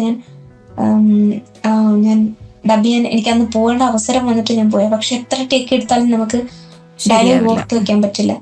നമ്മള് കാരണം മെന്റലി നമ്മൾ ഭയങ്കര ഡിസ്റ്റർബ്ഡ് ആയിരുന്നു കഴിഞ്ഞാൽ നമുക്ക് ഒരിക്കൽ പോലും നമുക്ക് ഡയലോഗ് ഓർത്തു വെക്കാനോ നമുക്ക് കൃത്യമായിട്ട് റെൻഡർ ചെയ്യാനോ ഒക്കെ ബുദ്ധിമുട്ടായിരിക്കും. ഞാൻ ചെയ്യുന്ന കാര്യങ്ങളിൽ ഞാൻ കോൺഫിഡൻസ് ആണ്, വളരെയധികം കോൺഫിഡന്റ് ആയിരിക്കും. ആ ഒരു പേസ് തന്നു കഴിഞ്ഞാൽ കണ്ണന്റെ രാധയെ സംബന്ധിച്ച് അല്ലെങ്കിൽ ന്യൂ ടിവിയെ സംബന്ധിച്ച് ആ സ്റ്റുഡിയോയിൽ ചെയ്യുന്ന എല്ലാ വർക്കുകൾക്കും നമ്മുടേതായ ഒരു ഫ്രീഡം നമുക്കുണ്ട്. അങ്ങനെ ഒരു ഫ്രീഡത്തിൽ നമ്മൾ വർക്ക് ചെയ്യുമ്പോൾ അതിപ്പോ ഏത് പ്രൊഫഷൻ ആയാലും നമ്മൾ ചെയ്യുന്ന വർക്കിൽ നമ്മൾ കംഫർട്ടബിൾ ആക്കി വെക്കുക, അല്ലെങ്കിൽ നമ്മളെ കംഫർട്ടബിൾ ആക്കി വെക്കുക എന്ന് പറയുന്നത് വളരെ, ഇപ്പൊ ഒരു ജേർണലിസ്റ്റ് ആയാൽ പോലും നമ്മൾ ചെയ്യുന്ന വർക്ക് നമ്മളെ കംഫർട്ടബിൾ ആക്കാൻ ഒരു സാഹചര്യം ഉണ്ടെങ്കിൽ നമുക്ക് നമ്മുടെ സർഗാത്മകത ഒരുപാടുണ്ടാവും. അതില് ഒരുപാട് വരും. നമുക്ക് നമ്മളെ കൺട്രോൾ ചെയ്തുകൊണ്ട് ചെയ്തു കഴിഞ്ഞാൽ, പ്രഷറൈസ് ചെയ്ത് കഴിഞ്ഞാൽ നമുക്ക് നെർവസ്നെസ് കൂടിക്കഴിഞ്ഞാൽ നമുക്ക് ഒരു കാര്യങ്ങളും ഭംഗിയാക്കിയാലും ചെയ്യാൻ പറ്റില്ല, പ്രത്യേകിച്ച് ഇത്തരം കാര്യങ്ങൾ. അപ്പൊ ഹരാസ് ചെയ്യാതിരിക്കുക, ഡബ് ചെയ്തുകൊണ്ടിരിക്കുന്ന സമയത്ത് അങ്ങനെ തീർച്ചയായിട്ടും എന്താ പറയാ, നമ്മള് മോശം ആയിട്ട് വർത്താനം പറയാ, നമ്മളെ നെഗറ്റീവ് ആക്കുക, അങ്ങനെയൊന്നും ചെയ്യാതിരിക്കുക. നോർമലി സ്റ്റുഡിയോസിൽ ഭയങ്കര രസമാണ്. നമ്മള് ഫ്രീ ആയിട്ടിരുന്ന് വർക്ക് ചെയ്ത് കഴിഞ്ഞാൽ ഭയങ്കര രസമാണ്, ഭയങ്കര സ്മൂത്ത് ആയിട്ട് വർക്ക്. അപ്പൊ അങ്ങനെയൊക്കെ ഒരിക്കൽ അങ്ങനെ പറ്റിയിട്ടുണ്ട്. ഇങ്ങനെ ചെയ്തുകൊണ്ടിരിക്കുമ്പോൾ ഞാൻ മുമ്പും പറഞ്ഞിട്ടുള്ളതാണ് വീഡിയോസിൽ. അപ്പൊ ഒരു സീനിയർ ആർട്ടിസ്റ്റ് വന്നിട്ട് വെറുതെ പറയാൻ വേണ്ടി പറഞ്ഞത് ആണ് അദ്ദേഹം. അങ്ങനെ പറഞ്ഞിട്ട് ശരിക്കും അന്നത്തെ ദിവസം മൊത്തം സ്പോയിലായി എന്നാണ് പറയാം. പിന്നെ നമുക്ക് ആ വർക്കിലേക്ക് കോൺസെൻട്രേറ്റ് ചെയ്യാൻ പറ്റില്ല. ഭയങ്കരമായിട്ട് നമ്മളെ ഭയങ്കരമായിട്ട് കോൺഷ്യസ് ആവും. അപ്പൊ അദ്ദേഹം അത്തരം ഒരു കാര്യം പറഞ്ഞപ്പോ അതിന് മുന്നും വലിയ പ്രഗത്ഭരായിട്ടുള്ള ഡബിങ് ആർട്ടിസ്റ്റുകൾ വന്ന് നിന്ന് കമന്റ് പറഞ്ഞിട്ടുണ്ട്. പക്ഷെ അതൊക്കെ നമ്മളെ തിരുത്താൻ വേണ്ടി തന്നെ പറയുന്ന കമന്റ്സ് ആണ്. തീർച്ചയായിട്ടും നമ്മളെ നെഗറ്റീവ് ആക്കാൻ വേണ്ടി പറയുന്ന കമന്റ് അല്ല. അത് ഫീമെയിൽ ആയാലും മെയിൽ ആയാലും ഒരുപാട് വലിയ ഡബിങ് ആർട്ടിസ്റ്റുകൾ വന്ന് അത് ഇത് ചെയ്തിട്ടുണ്ട്, നമ്മളെ കണ്ട് തിരുത്തിയിട്ടുണ്ട്. പക്ഷെ അപ്പോഴും നമുക്കത് ഫീൽ ചെയ്തിട്ടില്ല. എനിക്കത് ഫീൽ ചെയ്തിട്ടില്ല. കാരണം അവർക്ക് അതിനുള്ളൊരു അർഹതയുണ്ട്. പക്ഷെ അങ്ങനെയൊന്നും അല്ല, അർഹതയില്ല എന്നല്ല പറയുന്നത്. അദ്ദേഹത്തിന് അർഹതയൊക്കെ ഉണ്ട്. പക്ഷെ എന്നിരുന്നാൽ പോലും ഒന്നും കാരണമില്ലാതെ നമ്മൾ തിരുത്തുകയല്ല, അത് കളിയാക്കുക ചെയ്യുന്നത്. കളിയാക്കുമ്പോ നമുക്കത് മെന്റലി നമ്മളത് ഭയങ്കരമായിട്ട് റിട്ടാർഡ് ചെയ്യും. നമുക്ക് ആ വർക്കിലേക്ക് ഇവരേക്ക് കോൺസെൻട്രേറ്റ് ചെയ്യാൻ പറ്റില്ല. അങ്ങനെ സിറ്റുവേഷൻസ് ഒക്കെ ഉണ്ടായിട്ടുണ്ട്. അതല്ലാതെ വലിയ ചാലഞ്ചസ് എന്ന് പറയാൻ പ്രത്യേകിച്ച് അങ്ങനെ വലിയ രീതിയിലുള്ള ചാലഞ്ചസ് ഒന്നും ഇല്ല. ചേച്ചി ഈ ഒരു ഡബിംഗ് ഫീൽഡിൽ നേരിട്ടുള്ള ചാലഞ്ചസ് എന്തൊക്കെയാണെന്നൊക്കെ പറഞ്ഞു. അപ്പം ഒരു ഡബിംഗിൽ നമ്മൾ പലതരത്തിലുള്ള ഇമോഷണൽ സീൻസ് മാനേജ് ചെയ്യാറുണ്ട്. ഇപ്പം ഹാപ്പിനെസ് ആണെങ്കിലും സങ്കടമാണെങ്കിലും എക്സൈറ്റ്മെന്റ് ആണെങ്കിലും പല രീതിയിൽ നമ്മൾ ഇമോഷൻസ് ചെയ്യാറുണ്ട്, അല്ലെങ്കിൽ ഇമോഷൻസ് നമ്മൾ മാനേജ് ചെയ്യാറുണ്ട്. അപ്പം ഒരു സീരിയലിലോ അല്ലെങ്കിൽ സിനിമയിലോ ഇമോഷണൽ സീൻസ് എങ്ങനെയാണ് ചേച്ചി മാനേജ് ചെയ്യുന്നത്? ഇമോഷൻസ് എന്ന് പറയുമ്പോ അതായത് നമ്മൾ അഭിനയിക്കുമ്പോ നമുക്കൊരു ചെറിയൊരു ടൈം കിട്ടും, ഒരു ചെറിയൊരു ഗ്യാപ്പ് കിട്ടും. അതായത് ഒരു സീന് അല്ലെങ്കിൽ ഒരു ഷോട്ട് കഴിയുമ്പോ അടുത്ത ഷോട്ട് വെക്കുന്നതിന് മുൻപ് അവർക്ക് പ്രിപ്പയർ ചെയ്യാനുള്ളൊരു ടൈം കിട്ടുന്നുണ്ട്. പക്ഷെ അത്ര പോലും ടൈം നമുക്ക് ഡബ് ചെയ്യുമ്പോൾ കിട്ടുന്നില്ല. സെക്കൻഡ്സിന്റെ വ്യത്യാസത്തിലാണ് നമ്മൾ ഇമോഷൻസ് മാറ്റി മാറ്റി പോകുന്നത്. അഭിനയിക്കുന്ന സമയത്ത് ഇന്നിപ്പോ അവര് ചെയ്യുന്നത് ഒരു വളരെയധികം ഇമോഷണൽ സീനാണെന്നുണ്ടെങ്കിൽ മറ്റൊരു സീന് ചെയ്യുന്നത് ആ സമയത്തായിരിക്കണം എന്നില്ല, ആ ദിവസമായിരിക്കണം എന്നില്ല. അത്രയും ഒരു ഗ്യാപ്പ് വരും. അവരെ സംബന്ധിച്ച് അത് ബുദ്ധിമുട്ടാണ്. കാരണം കണ്ടിന്യൂറ്റി മെയിൻറ്റെയിൻ ചെയ്യാന്ന് പറയുന്നത് ഒരു ബുദ്ധിമുട്ടാണ്. അപ്പോൾ അവർക്ക് അറ്റ്ലീസ്റ്റ് അങ്ങനെ മീൻസ് അഭിനയിക്കുന്നവർക്ക് അത് മെയിൻറ്റെയിൻ ചെയ്യാനുള്ളൊരു സമയമെങ്കിലും കിട്ടും. നമ്മള് മൈക്കിന്റെ മുമ്പിൽ ഇരിക്കുമ്പോൾ നമുക്ക് അത്രയും സമയമില്ല. അടുത്തൊരു ഡയലോഗ് കഴിഞ്ഞാൽ തൊട്ടടുത്ത ഡയലോഗ് ചിലപ്പം ചിരിയായിരിക്കാം, ചിലപ്പോൾ അടുത്ത ഡയലോഗ് കരച്ചിലായിരിക്കാം, ചിലപ്പോൾ അതിന്റെ അടുത്ത ഡയലോഗ് റൊമാൻറ്റിക് ആയിരിക്കാം, പിന്നെ അടുത്തത് വരുമ്പോ വീണ്ടും ചിരിയായിരിക്കാം, വീണ്ടും കരച്ചിലായിരിക്കാം. അതിങ്ങനെ ഓൾട്ടർനേറ്റീവ് ആയിട്ട് ഇതിങ്ങനെ പോയിക്കൊണ്ടിരിക്കാം. അപ്പൊ സ്വിച്ച് ഇട്ട പോലെ എന്ന് വേണം പറയാം. സ്വിച്ച് ഇട്ട പോലെ നമ്മൾ ഇങ്ങനെ ഇമോഷൻസ് ഇങ്ങനെ മാറി മാറി മാറി മാറി പോയിക്കൊണ്ടിരിക്കാം. അപ്പൊ അത് നന്നായിട്ട് ഹാൻഡിൽ ചെയ്യാൻ പറ്റുമെങ്കിൽ, എന്റെ ഗുരു പറയുന്ന പോലെ ഇമോഷൻസ് നന്നായിട്ട് ഹാൻഡിൽ ചെയ്യാൻ പറ്റുന്നുണ്ടെങ്കിൽ നമുക്ക് ഒരുവിധം ഡബിങ്ങിൽ നമുക്ക് അത്യാവശ്യം നമുക്ക് ക്യാരക്ടേഴ്സ് ചെയ്യാൻ പറ്റും. എസ്പെഷ്യലി ചിരിയും കരച്ചിലും, ഇത് രണ്ടും ഭയങ്കര ബുദ്ധിമുട്ടാണ്. തീർച്ചയായിട്ടും. കാരണം ആർട്ടിസ്റ്റ് വൈസ് നന്നായിട്ട് ചിലപ്പം കരഞ്ഞു വെച്ചിട്ടുണ്ടായിരിക്കും. ഈ ഇടയ്ക്ക് ഒരാൾ എന്റെ അടുത്തൊരു ചെറിയൊരു ക്ലിപ്പ് അയച്ചു തന്നിട്ട് പറഞ്ഞിട്ടുണ്ട്, ഇതൊന്ന് നല്ല ഇമോഷൻസിൽ ചെയ്തു തരാമോ. കരച്ചിലാണ് ശരിക്കും, പക്ഷെ അതിൽ ക്ലിപ്പിൽ കരഞ്ഞിരിക്കുന്നതായിട്ട് നമുക്ക് ചിരി വരും. അത് നമുക്ക് ആർട്ടിസ്റ്റിനെ കുറ്റം പറയാൻ പറ്റില്ല. കാരണം ആ കുട്ടീന്റെ ഒരു ലിമിറ്റേഷൻ അത്രയാണ്. അപ്പൊ ഇമോഷൻസ് ഭയങ്കര ഒരു എന്താ പറയാ ഭയങ്കരമായിട്ടൊരു വളരെ സിഗ്നിഫിക്കന്റ് ആയിട്ടുള്ള ഒരു ഇതാണ്. നമ്മൾ ശ്രദ്ധിക്കേണ്ട ഒരു ഏരിയ ആണ് ഇമോഷൻസ് ഹാൻഡിൽ ചെയ്യുമ്പോൾ. നമ്മുടെ ഭാഗ്യലക്ഷ്മി ആന്റി ആയാലും ശ്രീജ ആന്റി ഒക്കെ ആയാലും ദേവി ചേച്ചിയൊക്കെ എന്ത് ഭംഗിയായിട്ട് ഓരോ കാര്യങ്ങൾ ഇങ്ങനെ ഹാൻഡിൽ ചെയ്യുന്നത്, ചിരിയായാലും കരച്ചിലായാലും കൊഞ്ചലായാലും ഒക്കെ ഇങ്ങനെ ഹാൻഡിൽ ചെയ്തുകൊണ്ട് പോകുന്നത്. അപ്പൊ അത് ഹാൻഡിൽ ചെയ്യാൻ പറ്റുമെങ്കിൽ നമുക്ക് ഒരു ക്യാരക്ടർ മനോഹരമാക്കി ചെയ്യാൻ പറ്റും. അപ്പൊ ഇതുവരെയും ഞാൻ ചിരിക്കുന്നതും കരയുന്നതും വലിയ കുഴപ്പമില്ല എന്നാണ് എന്റെ ഒരു വിശ്വാസം. അത് ഈസി ആയിട്ട് വരും. പിന്നെ ചില സ്ക്രീമിംഗ് ഒക്കെ ഉണ്ടാവില്ലേ, അത് ചിലപ്പം ചെയ്യുന്ന സമയത്ത് അത് അങ്ങനെ വലിയ സ്ക്രീമിംഗ് വരുമ്പോ അത് എൻഡിലോ ആ ദിവസത്തെ ഡബിന്റെ എൻഡിലോ അല്ലെങ്കിൽ ആ ഡബ് തീർന്നതിന്റെ എൻഡിലോ ഒക്കെ ചെയ്യാൻ പറയുള്ളൂ. കാരണം നമ്മൾ അങ്ങനെ ചെയ്യുമ്പോൾ നമ്മൾ തൊണ്ടയ്ക്ക് അത്രയും നമ്മള് സ്ട്രെയിന് കൊടുക്കുമ്പോൾ തൊണ്ട സ്ക്രാച്ച് ആവും. തൊട്ടടുത്ത ഷോട്ടിൽ നമുക്ക് എടുത്തു പോകുമ്പോ നമ്മൾ ആ ഒരു സ്ക്രീമിങ് എടുത്തിട്ട് പിന്നെ തൊട്ടടുത്തൊരു ഡയലോഗ് ആണെന്നുണ്ടെങ്കിൽ ചിലപ്പോൾ നമ്മൾ തൊണ്ട ഇടറും, നമ്മള് വളരെ അധികം വീക്കായിട്ട് ഫീൽ ചെയ്യും. അത് വരാതിരിക്കാൻ അങ്ങനെയുള്ള വലിയ അലർച്ച കരച്ചില് ഒച്ചകളിലൊക്കെ വരുമ്പോ അത് നമ്മള് വലിയ ഷൗട്ടിംഗ് ഒക്കെ വരുമ്പോ അത് എൻഡിൽ വെക്കാമെന്ന് പറയും. എനിക്കത് വരുമ്പോ ഭയങ്കര എക്സൈറ്റ്മെന്റ് ആ ചെയ്യാൻ വേണ്ടിട്ട്. സത്യം പറഞ്ഞു കഴിഞ്ഞാൽ എനിക്ക് അങ്ങനെ അലർച്ചയും എനിക്ക് ഭയങ്കര ഇമോഷണൽ സീൻസ് ഒക്കെ വരുമ്പോ ഭയങ്കര എക്സൈറ്റ്മെന്റ്. ഡബിങ്ങിന്റെ ഒരു പ്രത്യേകത എന്ന് പറയുമ്പോ ഞാൻ ആ പ്രൊഫഷൻ ഇഷ്ടപ്പെട്ട് വന്നതിന്റെ കാരണം അത് തന്നെയാണ്. നമ്മളൊരു ചിരിയായാലും കരച്ചിലായാലും കൊഞ്ചലായാലും ഒക്കെ ഇങ്ങനെ ഹാൻഡിൽ ചെയ്തുകൊണ്ട് പോകുന്നത്. അപ്പൊ അത് ഹാൻഡിൽ ചെയ്യാൻ പറ്റുമെങ്കിൽ നമുക്ക് ഒരു ക്യാരക്ടർ മനോഹരമാക്കി ഡബ് ചെയ്യാൻ പറ്റും. അപ്പൊ ഇതുവരെയും ഞാൻ ചിരിക്കുന്നതും കരയുന്നതും വലിയ കുഴപ്പമില്ല എന്നാണ് എന്റെ ഒരു വിശ്വാസം. ഞാൻ ആ പ്രൊഫഷൻ ഇഷ്ടപ്പെട്ട് വന്നതിന്റെ കാരണം അത് തന്നെയാണ്. നമ്മളൊരു ജോലി ചെയ്യുമ്പോൾ നമ്മൾ തൊട്ടടുത്ത ദിവസം നമ്മൾ രാത്രി കിടന്നുറങ്ങുന്നതിന് മുമ്പ് നമ്മൾ വിചാരിക്കും നാളെ പോയിട്ട് ഇത് ചെയ്യണം, ഓക്കെ.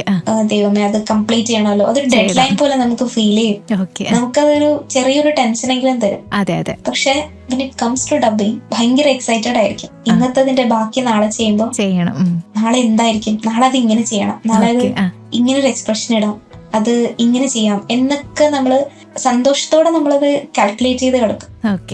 ഞാൻ ആകാശവാണിയിലെ ഭീകരയുടെ ആർട്ടിസ്റ്റ് കൂടിയാണ് ഡ്രാമയുടെ. അപ്പൊ നമുക്ക് ഡ്രാമയ്ക്ക് ചെയ്യുമ്പോൾ നമുക്ക് സ്ക്രിപ്റ്റ് തന്നുവിടും. ഒരു ദിവസം മീറ്റിംഗ് ഉണ്ടാവും, നമുക്ക് സ്ക്രിപ്റ്റ് മീറ്റിംഗ് ഉണ്ടാവും. ആ സ്ക്രിപ്റ്റ് മീറ്റിംഗില് നമ്മൾ ജസ്റ്റ് ക്യാരക്ടറൊക്കെ പറഞ്ഞ് ജസ്റ്റ് ഒന്ന് വായിച്ചു പോവും. എന്നിട്ട് ആ സ്ക്രിപ്റ്റ് നമ്മൾ എല്ലാവരും കൊണ്ടുവരാണ് ചെയ്യണം. എന്നിട്ട് റെക്കോർഡിംഗ് പറയുന്ന ഒരു ദിവസം ഉണ്ടാവും. ആ റെക്കോർഡിംഗ് പറയുന്നതിന് മുമ്പ് ചിലർ ബൈഹാർട്ട് ചെയ്ത് വരും, ചിലര് അത് നന്നായിട്ട് പ്രിപ്പയർ ചെയ്ത് വരും. അപ്പോഴും നമ്മള് വീട്ടിലിരുന്ന് നമുക്ക് അതിനുള്ളൊരു സമയം കിട്ടും. അപ്പൊ നമ്മളിങ്ങനെ മോഡുലേഷൻ ഇങ്ങനെ മാറ്റി മാറ്റി മാറ്റി മാറ്റി പറഞ്ഞ് പഠിച്ചു വെച്ചേക്കും.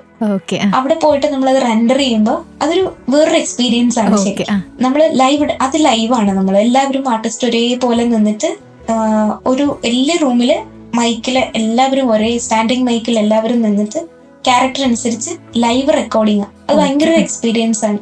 അവിടെ നമ്മൾ ഇമോഷൻസ് മാറ്റുന്നത് ചിലപ്പോൾ കൂടെ നിൽക്കുന്നവര് ചെയ്യുന്നത്. ഫോർ എക്സാമ്പിൾ, ഞാൻ നമ്മുടെ GK പിള്ള സാറിന്റെ ഒപ്പം നമ്മുടെ കൊല്ലം തുളസി സാറിന്റെ ഒപ്പം ഒക്കെ ഡ്രാമ ചെയ്തിട്ടുണ്ട്. അപ്പൊ കൊല്ലം തുളസി സാർ എന്ന് പറയുന്നത് ഇവരൊക്കെ ലൈവില് ചെയ്യുന്ന സമയത്ത് ഡബ് ചെയ്യുന്നതാണെന്ന് മനസ്സിലാവില്ല, നമ്മളോട് വർത്താനം പറയുന്ന ഒരു ഫീൽ ആയിരിക്കും. അപ്പൊ അങ്ങനെ കുറെ ആൾക്കാർ, അങ്ങനെ പ്രഗത്ഭരായിട്ടുള്ള കുറെ ആൾക്കാരുടെ ഒപ്പം നമ്മൾ വർക്ക് ചെയ്തിട്ട് ലൈവ് ചെയ്യുമ്പോഴും നമ്മളല്ലാതെ ഒരു സ്റ്റുഡിയോയിൽ ഇരുന്ന് ഡബ് ചെയ്യുമ്പോഴും നമ്മളുള്ള ഡിഫറൻസ് ഉണ്ട്. കുറെ കൈ നിട്ട് നമ്മൾ കുറെ സാധനങ്ങൾ ചെയ്യാൻ പഠിക്കും. ചില എക്സ്പ്രഷൻസും പിന്നെ ഓരോ വാചകത്തിനും ഓരോ വാക്യത്തിനും അവര് മോഡുലേറ്റ് ചെയ്ത് പറയും. തിരുമല രാമചന്ദ്രൻ സാർ അവരോടൊക്കെ ചെയ്യുമ്പോൾ നമുക്ക് അതിശയം വന്നു പോകും. ഭയങ്കര രസമായിട്ട്, എന്ത് രസമായിട്ട് അവര് ചെയ്യുന്നതെന്നറിയാം. ഇമോഷൻസ് അങ്ങനെ ഹാൻഡിൽ ചെയ്യാൻ. അപ്പോ മൈക്കിന്റെ മുമ്പിൽ നിന്ന് ഡബ് ചെയ്യുമ്പോൾ നമുക്ക് അത്രത്തോളം ലൈവായിട്ട് ഡബ് ചെയ്യുന്നതിന്റെ പോലെ ഇമോഷൻസ് ഇട്ട് ചെയ്യാൻ പറ്റില്ല. അതിനൊരു ലിമിറ്റേഷൻ ഉണ്ട്. ആർട്ടിസ്റ്റ് ചെയ്തു വെച്ചിരിക്കുന്നതിനപ്പുറം നമുക്ക് കൂടുതൽ കൊടുത്താലും പ്രശ്നമാണ്. അപ്പൊ അതൊരു വലിയ ഒരു എക്സ്പീരിയൻസ് ആണ്. അടുത്ത എവിടെയെങ്കിലും വിളിക്കുമ്പോൾ ഡബിങ് ഇങ്ങനെ അവിടെ എന്തായിരിക്കും, ഏത് ക്യാരക്ടർ ആയിരിക്കും, ക്യാരക്ടർ എന്താ പറയാൻ പോകുന്നത്, അത് എന്താ ചെയ്യാൻ പോകുന്നത്, ആ ഒരു എക്സൈറ്റ്മെന്റ് എപ്പോഴും ഉള്ളിലുണ്ടായിരിക്കും.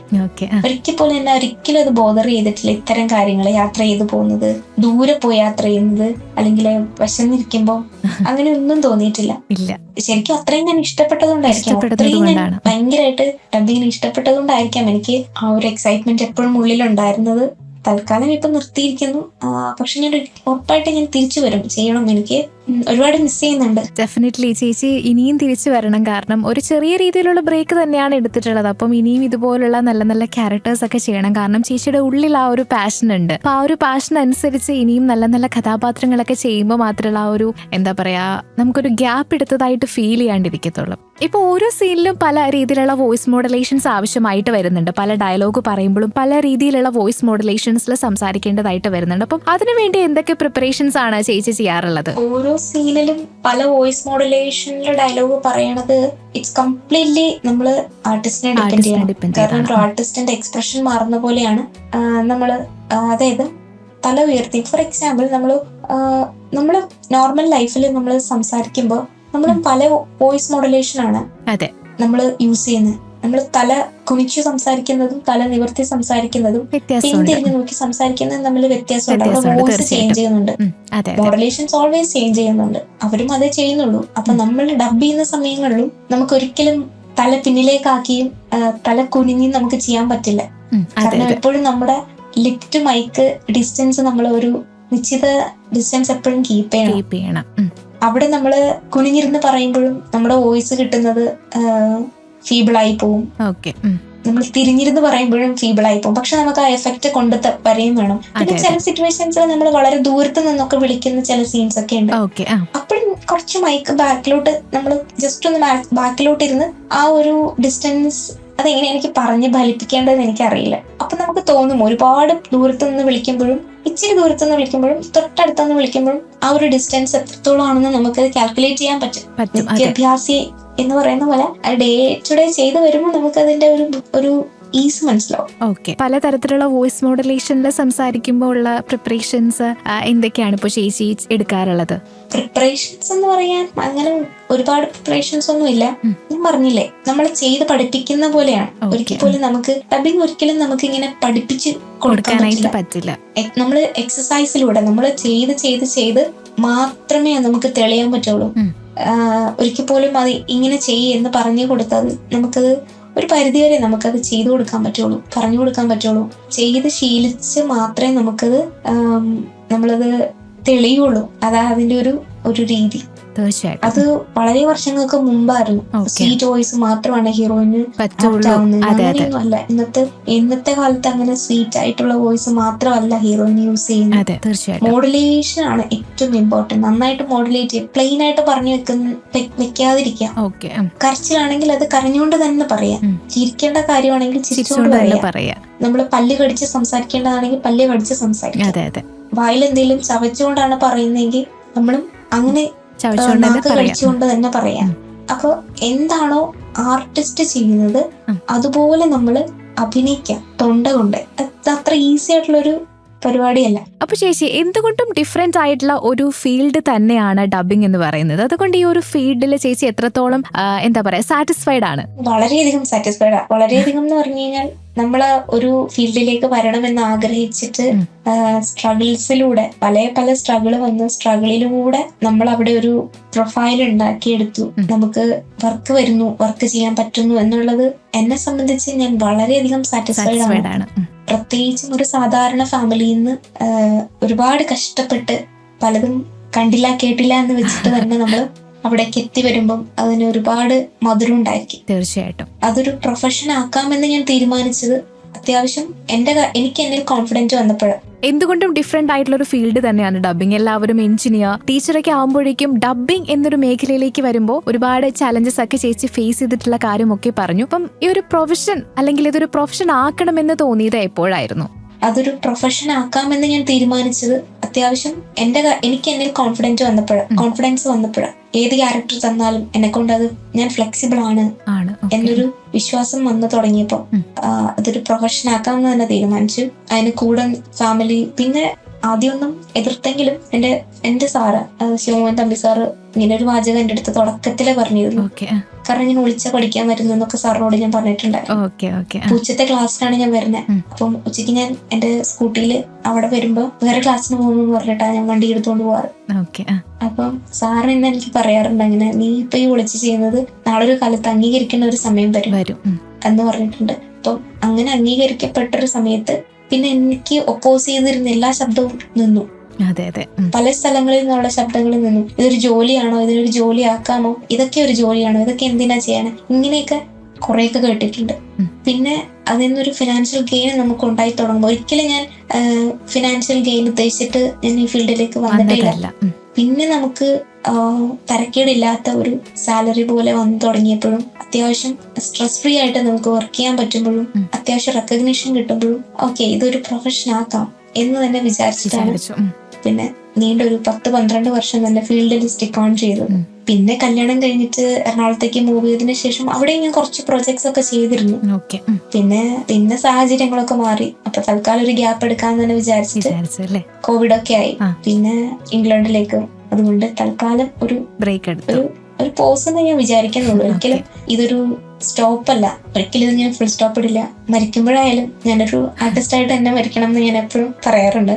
ഡബിംഗ് എന്ന് പറയുന്നത് ഇന്നത്തെ കാലത്ത് ഒരുപാട് വാസ്റ്റ് ആയിട്ടുള്ള ഒരു ഏരിയ തന്നെയാണ്. പണ്ടത്തെ കാലത്ത് എന്നൊക്കെ പറഞ്ഞിട്ടുണ്ടെങ്കിൽ എങ്ങനെയും പ്രത്യേകിച്ചുള്ള കോഴ്സുകളോ കാര്യങ്ങളോ ഒന്നും ഉണ്ടായിരുന്നില്ല. പക്ഷെ ഇന്നത്തെ കാലത്ത് ഡബിംഗ് പഠിക്കാനായിട്ട് പ്രത്യേക തരം കോഴ്സുകളും ഒക്കെ അവൈലബിൾ ആണ്. അപ്പോൾ ഈ ഒരു ഫീൽഡിലേക്ക് വരാനായിട്ട് ഒരുപാട് ആളുകൾക്ക് താല്പര്യമുണ്ടായിരിക്കും. അപ്പം അവർക്കൊക്കെ കൊടുക്കാൻ പറ്റുന്ന ഒരു അഡ്വൈസ് അല്ലെങ്കിൽ ഒരു മെസ്സേജ് എന്തായിരിക്കും ചേച്ചി? ഒരുപാട് പേര് ചോദിക്കാറുണ്ട്, മെസ്സേജ് ഒക്കെ അയച്ചിട്ട് എങ്ങനെയാണ് ഡബിങ് ചെയ്യാൻ, എന്റെ ശബ്ദം നല്ലതാണ്, ഡബിങ് ചെയ്യാൻ താല്പര്യമുണ്ട്, എന്താ ചെയ്യേണ്ടതെന്നൊക്കെ. അവരോട് ഞാൻ പറയുന്നത് തന്നെയാണ്, ശബ്ദം ഒരു കാരണമല്ല, മോഡുലേഷനാണ് പ്രധാനം. നന്നായിട്ട് മലയാളം ഉച്ചരിക്കാനും മോഡുലേറ്റ് ചെയ്യാനും ശബ്ദത്തിന് പല രീതിയിൽ മോഡുലേറ്റ് ചെയ്യാനും കഴിവുണ്ടെങ്കിൽ ശബ്ദം ഒരു ഘടകമല്ല, വലിയ ഘടകമല്ല, ഒരു വലിയൊരു അല്ലെങ്കിൽ നല്ലൊരു ഏണിംഗ് ആണ് എന്ന് കരുതി ഒരിക്കലും അതിനെ അങ്ങനെ ഒരു പ്രൊഫഷനാക്കി കൊണ്ടുപോകാൻ ശ്രമിക്കുന്നതിന് മുന്നേ ഒരു ജോലി സ്വായത്തമാക്കിയിട്ട് അതിൻ്റെ ഒപ്പം കൊണ്ടുപോകുക. ഡബിങ് നോക്കുക എന്നുള്ളതാണ്. ഫെയിമോ അല്ലെങ്കിൽ കാശോ ഒക്കെ അങ്ങനെയുള്ള ബെനിഫിറ്റ്സ് മുൻകൂട്ടി കണ്ടിട്ട് ഡബിങ്ങിലേക്ക് വരാതിരിക്കുക. പാഷന്റെ പുറത്താണെങ്കിൽ നമുക്ക് അത്രയും ബുദ്ധിമുട്ടായിട്ട് തോന്നില്ല. താങ്ക് യു അനാമിക, വളരെ ക്വാളിറ്റി ഉള്ള ക്വസ്റ്റ്യൻസ് ആയിരുന്നു. Thank you very much. Thank you ചേച്ചി, താങ്ക് യു സോ മച്ച്. സംസാരിക്കാൻ പറ്റിയതിൽ ഒരുപാട് സന്തോഷമുണ്ട്. സത്യം പറഞ്ഞാൽ ആ ഒരു ഡയലോഗ് ആക്ച്വലി പ്രത്യേകിച്ച് എടുത്തു പറയുകയാണെങ്കിൽ ഡബിംഗ് ആർട്ടിസ്റ്റ് മലയാളം എന്നൊരു ഇൻസ്റ്റഗ്രാം പേജ് ഉണ്ട്. അപ്പൊ അതിലൂടെയാണ് സൂര്യ ചേച്ചിയാണ് ഈ ഒരു ശബ്ദത്തിന് പിന്നിലെന്ന് നമ്മളൊക്കെ അറിഞ്ഞത്. ഒരുപാട് കാര്യങ്ങൾ ഡബിംഗ് മേഖലയെ കുറിച്ചും ഇതിന്റെ ചലഞ്ചസിനെ പറ്റിയിട്ടും പലതരത്തിലുള്ള വോയിസ് മോഡുലേഷനിൽ എങ്ങനെ ആ ഒരു കാര്യങ്ങളൊക്കെ ചെയ്യാൻ പറ്റുമെന്ന് അറിഞ്ഞു തന്നതിൽ ഒരുപാട് സന്തോഷം. ഇനിയും നല്ല നല്ല അവസരങ്ങളൊക്കെ കിട്ടട്ടെ. ചെറിയ രീതിയിലുള്ള ബ്രേക്ക് ഒക്കെ എടുത്തിട്ടുണ്ടെങ്കിൽ പോലും ആ ഒരു ബ്രേക്കിൽ നിന്നൊക്കെ മാറി പഴയ രീതിയിൽ നല്ല നല്ല കഥാപാത്രങ്ങളൊക്കെ ഡബ് ചെയ്ത് ഇനിയും ഒരുപാട് ഉയരങ്ങളൊക്കെ എത്താനായിട്ട് സാധിക്കട്ടെ എന്ന് ആശംസിക്കുകയാണ്. ഓക്കെ, അപ്പൊ നമ്മുടെ ഇന്നത്തെ റെഡ് കാർപ്പറ്റിൽ എന്നോടൊപ്പം ഉണ്ടായിരുന്നത് ഡബിംഗ് ആർട്ടിസ്റ്റ് ആയിട്ടുള്ള സൂര്യ ലിതനായിരുന്നു. ചേച്ചി ഒരുപാട് ഡബിംഗ് റിലേറ്റഡ് ആയിട്ടുള്ള വിശേഷങ്ങളും നല്ല നല്ല കാര്യങ്ങളും ഒക്കെ പറഞ്ഞു തന്നു. ഇതോടുകൂടി നമ്മുടെ റെഡ് കാർപ്പറ്റ് ഇവിടെ വൈൻഡ് അപ്പ് ചെയ്യാനുള്ള സമയമായിരിക്കുകയാണ്. It's me Anamika signing off from red carpet. തുടർന്നും കേട്ടുകൊണ്ടേയിരിക്കും ആശ്രയ FM 90 നാടിനൊപ്പം നാട്ടാർക്കൊപ്പം.